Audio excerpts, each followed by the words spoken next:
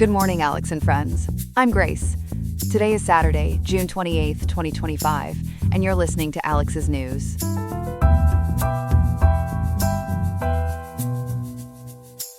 The weather in Riverside today will see a high of 92.6 degrees Fahrenheit, with a low dropping to 65.4. It's a day to stay hydrated and seek out the shade, especially if you plan on being outdoors for an extended period. Coming up on today's show, we'll delve into the significant outpouring of grief that saw hundreds of thousands mourn top military commanders in Iran. We'll also examine the specifics of what's been labeled a poison pill within Governor Newsom's proposed budget. Find out what that could mean for the state's finances. All this and much more right after the break on Alex's News. Stay tuned.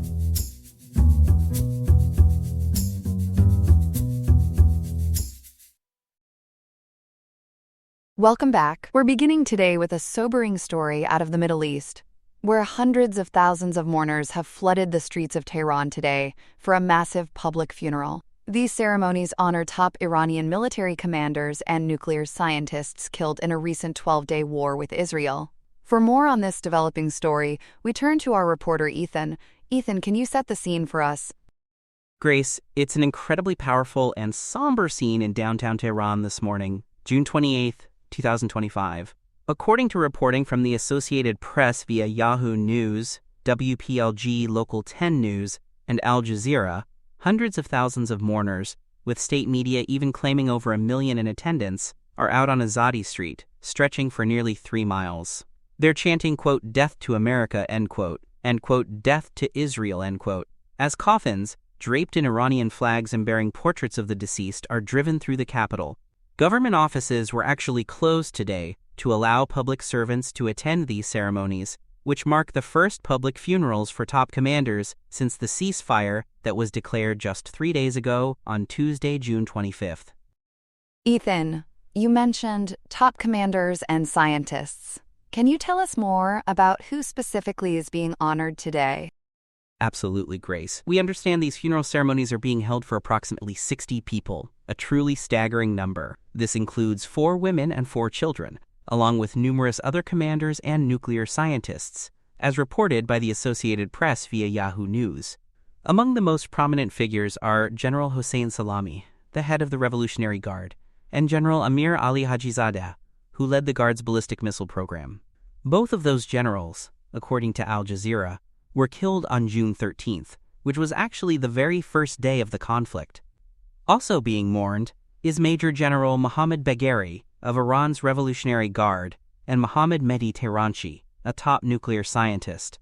WPLG Local 10 News also confirmed the death of Ali Ganatkar, the top prosecutor at the notorious Evin prison, in a separate Israeli strike. It's certainly a very high price paid by Iran in this recent conflict. Indeed, and speaking of that conflict, Ethan, it was described as a 12-day war. Can you elaborate on how it began, what its objectives were, and the scale of the exchanges between Israel and Iran? The 12-day war commenced on June 13th with Israeli assaults on Iran, according to multiple reports including Al Jazeera. Israel stated its primary goal was to destroy Iran's nuclear program, specifically targeting military commanders, scientists, and nuclear facilities.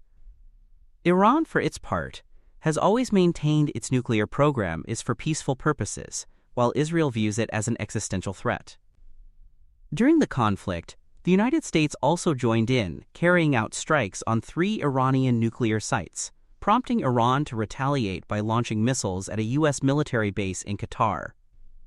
Israel claimed to have killed approximately 30 Iranian commanders and 11 nuclear scientists, hitting 8 nuclear-related facilities and more than 720 military infrastructure sites. Iran, in turn, fired over 550 ballistic missiles at Israel. Most were intercepted, but those that penetrated air defenses killed 28 people. It was a true rain of fire. The Washington-based human rights activists group reported over 1,000 people were killed overall, including at least 417 civilians, while Tehran's Ministry of Health and Medical Education stated that Israeli attacks on Iran killed at least 627 civilians. Those numbers are incredibly grim. Ethan, what about the presence or perhaps absence of key Iranian leadership at these funerals? And what's the overall sentiment like on the ground? Grace, top Iranian officials present at the funeral included Iranian Foreign Minister Abbas Araghchi, Quds Force Head General Esmail Khani, and General Ali Shamkhani, an advisor to the supreme leader who himself was wounded in an earlier Israeli attack, as reported by the Associated Press via Yahoo News. But a truly notable absence from public view has been Iran's supreme leader, Ayatollah Ali Khamenei, who had not made a public appearance since before the war began on June 11th. He did release a pre-recorded video yesterday, June 27th, downplaying U.S. strikes and claiming victory for Iran, according to Al Jazeera. Despite that, the sentiment among the mourners is one of, quote, anger and defiance, end quote, with many viewing the ceasefire as a, quote, pause, end quote, rather than an end to hostilities. It seems the fires of discontent are still burning. And how has all this affected Iran's nuclear program and the international diplomatic landscape? President Trump has weighed in too. Indeed, Grace, this conflict has certainly put Iran's nuclear program back under the global microscope. Rafael Grossi, the head of the UN nuclear watchdog agency, the International Atomic Energy Agency, or IAEA, characterized the damage done by American bunker-buster bombs to Iran's Fordo nuclear site as, quote, very, very, very considerable, end quote, according to WPLG Local 10 News. In a move that could complicate future diplomatic efforts, Iran's parliament has voted to suspend collaboration with Grossi's agency for the time being. U.S. President Donald Trump has stated he expects Iran to open itself to international inspection and indicated a desire to restart talks. On his Truth Social platform, Trump publicly lambasted Khamenei, claiming he knew Khamenei's shelter and had prevented Israel or the U.S. from terminating his life, further stating he dropped plans to remove sanctions against Iran after Khamenei's remarks, as reported by Al Jazeera. In response, Iranian Foreign Minister Araghchi suggested Iran might be open to talks, but criticized Trump's, quote, disrespectful and unacceptable tone, end quote, towards Iran's supreme leader. However, Tehran has denied any plans for a resumption of negotiations on Iran's nuclear program for a new deal. So it's a very mixed bag of diplomatic signals, Grace, leaving much up in the air. It certainly sounds like a volatile situation that is far from over. Ethan, thank you for that comprehensive report. We truly appreciate you shedding light on this grave situation. We'll be watching closely as it develops. That was our first story of the day. Stay with us. We'll be right back with more news after the break. Welcome back, everyone. We are digging deep into California's budget battle, a high-stakes legislative drama. For more, we turn to our very own Chloe. What's going on with Governor Newsom and the state budget? It's quite the political pickle. Governor Gavin Newsom introduced a controversial poison pill into California's proposed $321 billion budget. This maneuver ties its enactment directly to contentious housing legislation. CalMatters reports this ignites fierce debate, pitting the governor against labor unions and environmental groups. A poison pill sounds drastic. How does this mechanism work? Governor Newsom insists the entire state budget will be rendered, quote, inoperative and repealed, end quote, if a specific housing and CEQA reform bill, AB 131, is not passed and signed by him. This must happen by 11:59 p.m. on Monday, June 30th, 2025, just 2 days from now. SACB.com and CBS News described this as a, quote, unique provision, end quote, for linking the entire budget to a single, non-budget policy reform. So the state's finances hinge on this one bill? What does this budget entail? The $321.1 billion budget, Politico.com reports, responds to a projected $12 billion state deficit. It addresses this through cuts and fund shifts, prioritizing pre-kindergarten and housing. CA.gov states the governor's signature is, quote, contingent on finalizing legislation to cut red tape and unleash housing development, end quote. And that, quote, red tape, quote, brings us to CEQA. What is it, And why is reforming it such a hot-button issue? CEQA is a landmark environmental law. AB 131 incorporates elements from bills by State Senator Scott Wiener and Assemblymember Buffy Wicks, according to the Los Angeles Times. Proponents, including Governor Newsom, argue CEQA is, quote, weaponized, end quote, to block needed development. CalMatters highlights streamlining this is crucial for California's severe housing shortage. Reforms would create broad exemptions for urban projects. Developers see it as a roadblock, but environmental groups and labor unions have a different take? Their opposition is fierce. Environmental organizations fear weakening CEQA would roll back critical protections. Volts.WTF calls the bill a, quote, Trojan horse, end quote. Labor unions are incensed, fearing CEQA exemptions could undermine prevailing wage agreements and lead to a, quote, race to the bottom, end quote, for workers, according to Politico.com. A labor lobbyist called it, quote, the most outrageous abuse of process, end quote, Capital Weekly noted. Strong words. Who are the key players? Governor Gavin Newsom is at the center, seeing this poison pill as his most aggressive move, as CalMatters reports.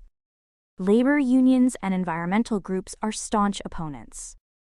Democratic lawmakers are caught in the crossfire, many expressing frustration with the last-minute nature, according to the Los Angeles Times. Is there more to California's housing woes than just CEQA? Absolutely.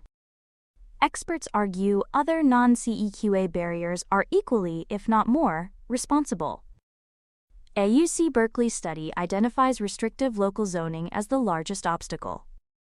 High land and construction costs also play huge roles, as the Turner Center for Housing Innovation has detailed. So CEQA is a piece of the puzzle, but far from the only one. Has a California governor ever used such an extreme tactic before? While trailer bills are common, Governor Newsom's current all-or-nothing approach, making the entire state budget contingent on a single, unrelated policy reform, is unique. CBS News and Politico.com highlight no previous governor went so far. This is an unprecedented gamble. What's the latest as we head into this crucial Monday vote? As of today, June 28, 2025, the legislative session faces a dramatic conclusion. The vote on AB 131 on Monday, June 30, 2025, will determine California's budget and housing future and signal a shift in environmental policies, according to the Los Angeles Times. The fate of California's budget is hanging in the balance. Chloe, thank you so much for breaking down this complex and significant story. We appreciate you keeping us in the loop. My pleasure. And for those keeping track, the reporting we referenced today came from CalMatters, the Los Angeles Times, the San Francisco Chronicle, Politico.com, CA.com, California Globe, KMB.com, California Globe, KMB.com, Capital Weekly, Berkeley.edu, McKinsey Global Institute, YIMBY Law, Governing.com, Opportunity Now, SV.org, Turner Center for Housing Innovation via Nahro.org, Daily Journal, StreetsBlog.org, KNFOnline.com. We'll be sure to keep you updated as this story develops. Here are some other headlines. Beyoncé is facing the music after merchandise from her Cowboy Carter tour hit a sour note with fans. A t-shirt designed to honor the historic Buffalo Soldiers is drawing fire for using text from a 1960s book that describes warring Indians and Mexican revolutionaries as enemies of peace. Critics, including many indigenous fans, have taken to social media, pointing out that the language promotes harmful anti-indigenous stereotypes. They argue that while honoring the all-black regiments is important, it should come at the expense of other marginalized groups who were victims of American expansion. The Bay Hive is buzzing with disappointment, noting the painful history of the Buffalo Soldiers' role in the Indian Wars. While neither Beyoncé nor her team has commented, The controversial shirt has since been galloped off her official website and is no longer available for purchase. Speaking of calling people out, California Governor Gavin Newsom has filed a massive $787 million defamation lawsuit against Fox News. The suit alleges the network knowingly lied about a phone call between Newsom and former President Donald Trump to paint the governor as a liar. The dispute centers on the date of their last conversation. After Trump claimed he spoke to Newsom a day ago, the governor's office refuted it, stating the call was several days prior. The lawsuit targets a Jesse Watters primetime segment that allegedly used a deceptively edited clip and a chyron that read, "Gavin lied about Trump's call." Fox News has fired back, calling the lawsuit a frivolous publicity stunt. However, Newsom says he is willing to hang up on the lawsuit if the network retracts its claims and issues an on-air apology. There are also concerns that the Golden State could be losing some of its shine. A new analysis suggests California's population, which recently saw a slight rebound, could shrink again under a potential second Trump administration. This mirrors a trend from his first term, when stricter immigration policies contributed to a population dip for the first time in the state's history. That decline was offset recently by recovery in legal immigration. However, experts warn that proposals for mass deportations and an end to birthright citizenship could once again stifle the international migration that has historically bolstered the state's workforce and population, leading to significant labor shortages and political fallout. Here's some food for thought from Sacramento, where lawmakers are serving up a bill to ban particularly harmful ultra-processed foods from public school cafeterias. The first-of-its-kind legislation has passed the state assembly and aims to phase out products high in chemical additives, unhealthy fats, and sugars, which have been linked to a range of health issues in children. Supporters say it's a crucial step for student health, but the proposal has received a frosty reception from agricultural and business groups. They argue the term ultra-processed is too broad, and that the ban could drive up costs for school districts and food producers, making it a tough pill to swallow for many. And finally, a new analysis reveals a dramatic spike in arrests and citations targeting California's homeless population. The surge follows last year's pivotal Supreme Court ruling in Grants Pass v. Johnson, which empowered cities to enforce bans on public camping even when no shelter is available. In Los Angeles, arrests jumped 68%. In San Diego, they doubled, and in Sacramento, they nearly tripled. Advocates for the homeless argue the data shows cities are increasingly criminalizing the state of being unhoused, while some city officials maintain the increased enforcement is unrelated to the court's decision. That's all we have for now. Today's episode was made by Alexander King with Claude Sonnet 4.0, Gemini Pro 2.5, Gemini Flash 2.5, and Google Cloud Text-to-Speech. I hope you have a great day. I'll see you tomorrow, Alex.